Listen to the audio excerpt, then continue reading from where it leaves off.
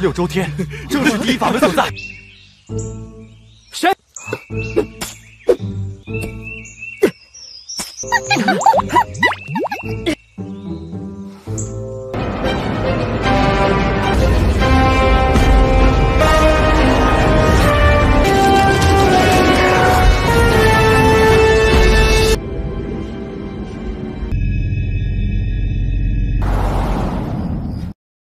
Halo semuanya, selamat datang di Ruang Film. Bagaimana kabar kalian semua? Semoga selalu sehat dan baik-baik saja.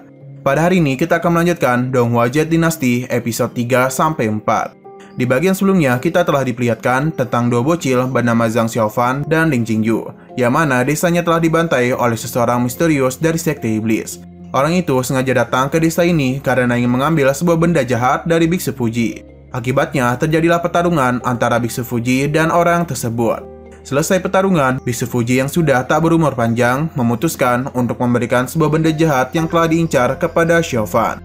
Sehingga Xiaofan dapat mempraktikkan aliran Buddhisme dan Taoisme secara bersama sesuai apa yang ia inginkan sejak lama. Singkat waktu, mereka dibawa oleh Xiao Yichai ke sekte Xingyuan.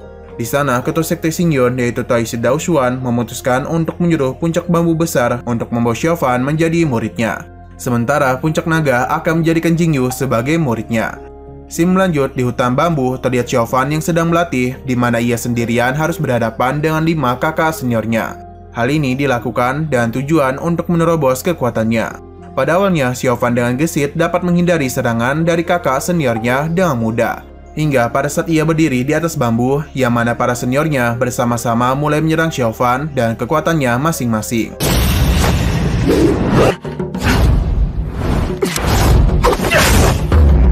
Xiaofan juga berusaha melawannya dengan menggunakan kekuatannya. Sayangnya, kekuatan Xiaofan malah mendadak gagal dilancarkan. Untung saja dia itu berhasil menghindar dari serangan kakak seniornya, akibat terjatuh dari bambu yang ia pijak. Xiaofan menjadi sedih karena gagal menggunakan kekuatannya. Lantas, Song Darin pun mencoba menyemangatinya. Ketika mereka ingin kembali beristirahat, Xiaofan tak sengaja mendengar kata-kata senior yang mengatakan pikiran harus seperti bambu yang stabil dan tenang. Akibat dari perkataan itu, Xiaofan menjadi tercerahkan. Tiba-tiba saja ia berhasil melakukan penerobosan, yang mana auranya dapat masuk ke dalam tubuh dan menstimulasi 36 meridian secara langsung. Yang tandanya Xiaofan menerobos ke gerbang pencerahan tahap 1.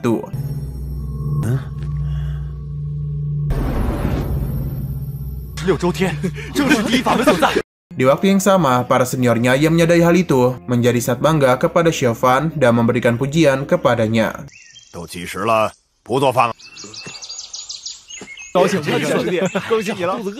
Singkat waktu, Xiaofan tampak kembali ke hutan bambu untuk berlatih sendirian sambil memotong-motong bambu. Tak berselang lama, ia tiba-tiba mendapatkan gangguan dari seorang monyet yang terus-menerus melemparinya.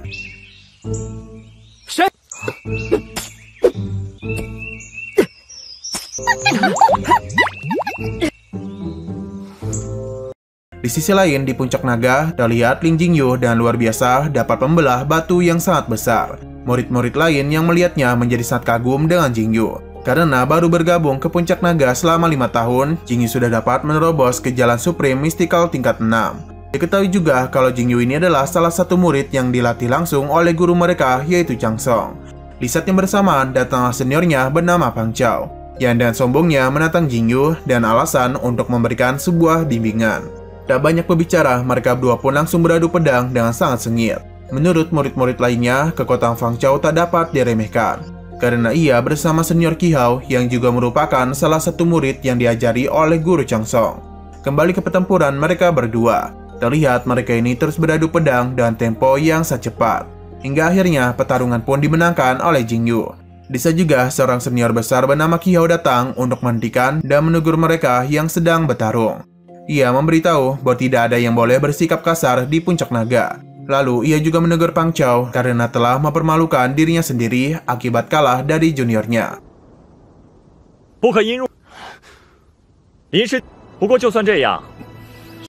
Kembali ke puncak bambu besar, terlihat Xiaofan dan Ling sedang makan bersama di hutan bambu, sambil menunggu kedatangan monyet yang mengganggu Xiaofan sebelumnya. Xiaofan kemudian curhat, karena dia itu beranggapan kalau ayah Ling, yaitu Tin Yui, sepertinya sama sekali tak menyukai masakannya. Ling pun memberitahu bahwa ayahnya sebenarnya hanyalah gengsi. Apalagi semenjak senior ke-6 mereka pergi dari Sekte Shinyon. Selang beberapa saat, monyet yang mereka tunggu akhirnya tiba. Ia kembali mengacau dan mengambil makanan-makanan mereka. Melihat monyet itu mencuri makanan mereka, Ling menjadi sangat kesal. Ia pun berusaha menyerang dan mengejarnya. Bahkan Xiaofan juga menggunakan selendang terbangnya.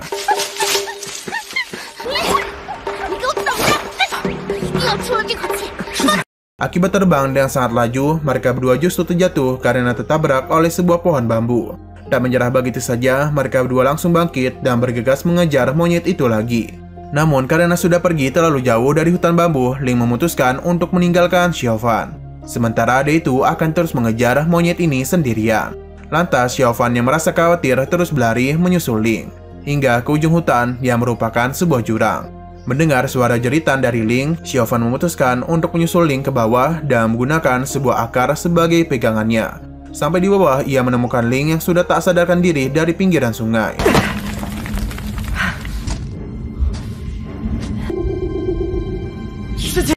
Anehnya, ketika berusaha mendekati Ling, mutiara pemberian biksu Fuji tiba-tiba bereaksi dan tubuhnya juga tiba-tiba menjadi lemah begitu saja. Meskipun begitu, ia terus saja berusaha keras dengan tubuhnya yang lemah untuk menyelamatkan Ling.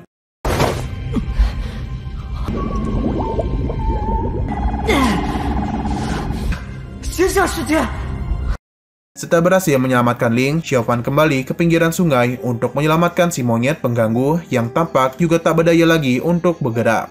Namun di waktu yang sama, tiba-tiba mutiaranya terbang secara ajaib dan berusaha masuk ke dalam sungai. Alhasil, Xiaofan yang berusaha menangkap mutiaranya juga harus ikut masuk ke dalam sungai. Untung saja sebelum itu, Denny berhasil melempar si monyet sejauh-jauhnya.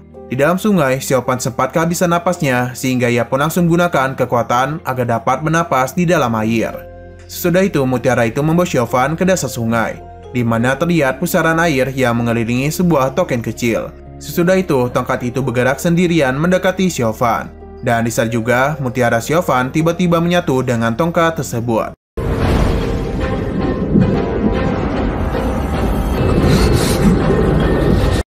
Kemudian ketika Xiaofan memegang tongkatnya, aura-aura tongkat itu mulai menyatu dengan tubuh Xiaofan. Selang beberapa saat, tongkat tersebut langsung meledakkan sebuah energi dahsyat yang sampai membuat Xiaofan jatuh pingsan.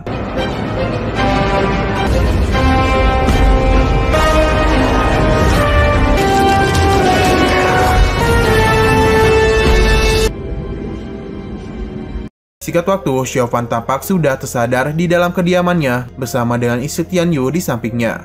Tak lama saat guru Tianyu tiba, ia menjadi sangat emosi setelah mendengar alasan mengenai kejadian yang membuatnya pingsan hanya gara-gara seekor monyet liar saja. Setelah itu, Tianyu dan istrinya pun pergi meninggalkan Xiaofan untuk beristirahat. Istri Tianyu kemudian menjelaskan ketika ia menemukan Ling dan Xiaofan di pinggiran sungai, ia mengaku sama sekali tak menemukan sesuatu yang aneh yang dapat membuat mereka berdua sampai pingsan. Kembali ke Xiaofan, tiba-tiba saja datanglah seekor monyet yang mengganggunya kemarin. Monyet itu menjadi sangat ketakutan karena dikejar oleh Ling. Lalu saat Ling dan Xiaofan ingin mengejarnya, terlihat di luar kediaman Xiaofan, si monyet liar membawa sebuah tongkat yang ditemukan oleh Xiaofan sebelumnya. Tak membiarkannya pergi begitu saja, Ling yang bekerjasama dan dua huang langsung berusaha untuk menangkap monyet itu. Melihat hal ini, Xiaofan pun langsung bertindak dengan menghalangi Ling yang ingin menangkap monyet tersebut. Alih-alih kesal, Xiaofan malah memilih berdamai dengan monyet itu dan memberikannya sebuah nama, yaitu Xiaohui.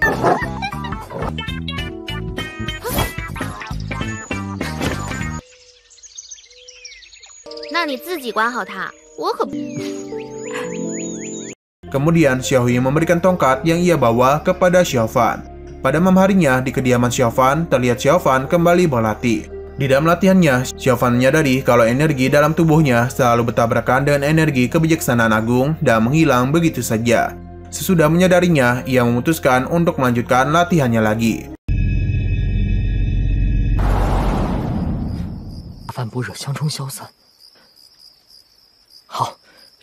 Di sisi lain, di puncak naga, terlihat juga Jingyu yang sedang berlatih keras untuk dapat memotong bambu yang sangat besar.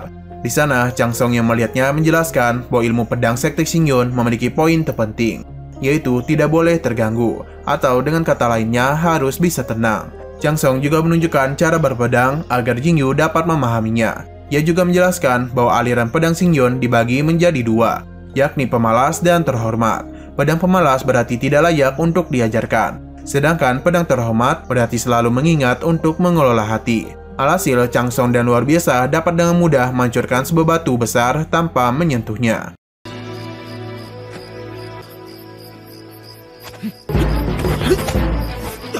Sesudah itu, dengan sangat mengejutkan, Chang Song tiba-tiba pergi dan melompat dari tebing yang sangat tinggi yang ada di sana. Beberapa saat setelahnya, Chang Song kembali muncul dan terbang sambil membawa sebuah pedang naga.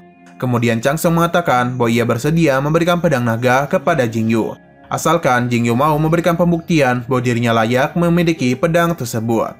Lantas, dengan sangat antusias, Jingyu segera melanjutkan latihannya untuk menunjukkan kelayakannya. Selang beberapa saat, Jingyu tiba-tiba berhasil menunjukkannya. Yang mana terlihat ia dapat membangkitkan sebuah naga dengan menggunakan pedang tersebut.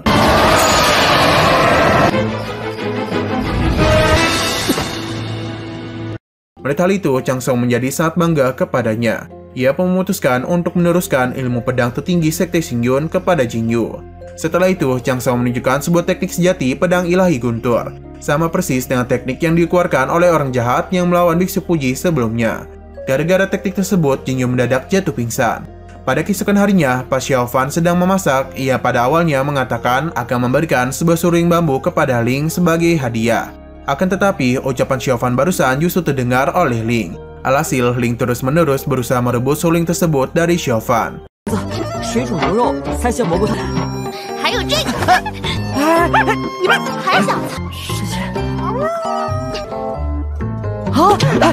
Tak lama kemudian, Song Daren datang untuk memberitahu kalau puncak bambu besar kedatangan seorang murid dari puncak naga.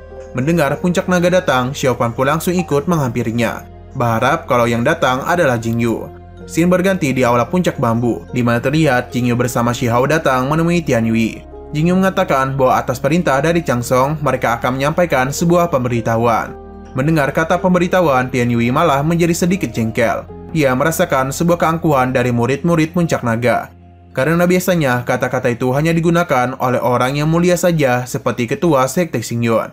Untuk menenangkan Tian Yui, Xiao Hao pun mengklarifikasi bahwa Chang Song sebenarnya sudah dipercaya langsung oleh ketua Sekte Doisuan untuk bertanggung jawab atas 7 divisi termasuk puncak bambu besar.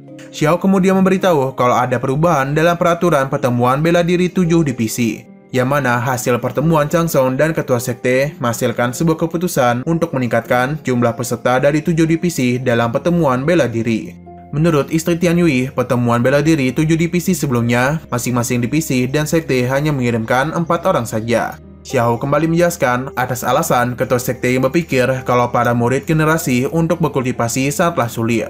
Oleh karena itu, kali ini divisi dan sekte dapat mengirimkan 9 orang dan menambahkan 1 orang dari sekte. Sehingga total dari 7 divisi termasuk sekte yang menambah 1 akan mengirimkan 64 orang dengan total 6 putaran. Tak bersang lama, Xiao Fan pun tiba dan langsung menghampiri Jingyu. 掌门真人以为我被年轻弟子，掌门再多加一人。是谁来了？慌慌张张。云山，都停，请自便。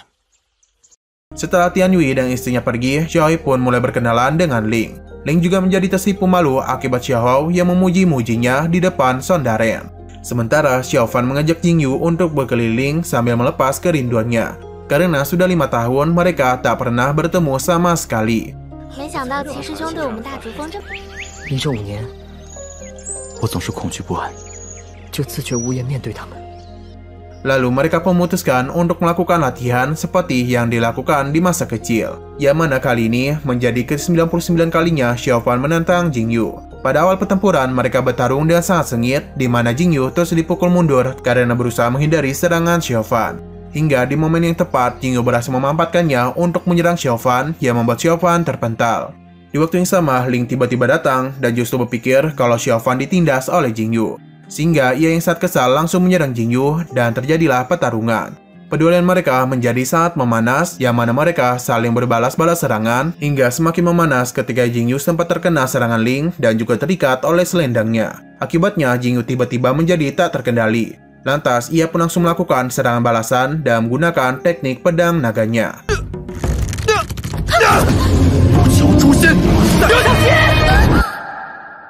Tapi sayang sekali episode pada hari ini harus bersambung dulu. Oke, sekian dulu pada video kali ini. Untuk video selanjutnya akan segera hadir. Jadi bagi kalian yang ingin mengikuti series ini langsung klik subscribe dan aktifkan loncengnya. Oke, terima kasih yang sudah menonton video sampai habis. Jika kalian suka pada video ini, klik like dan share ke teman-teman kalian tentang channel ini. Dan ditunggu aja kelanjutannya. Oke, sampai jumpa di video selanjutnya.